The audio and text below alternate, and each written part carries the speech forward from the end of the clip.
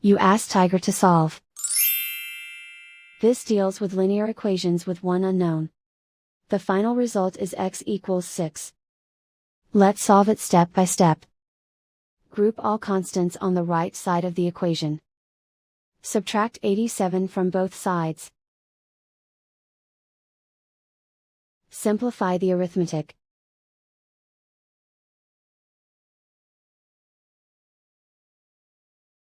Isolate the x. Divide both sides by 3. Simplify the fraction. Find the greatest common factor of the numerator and denominator. Factor out and cancel the greatest common factor. And so the final result is x equals 6.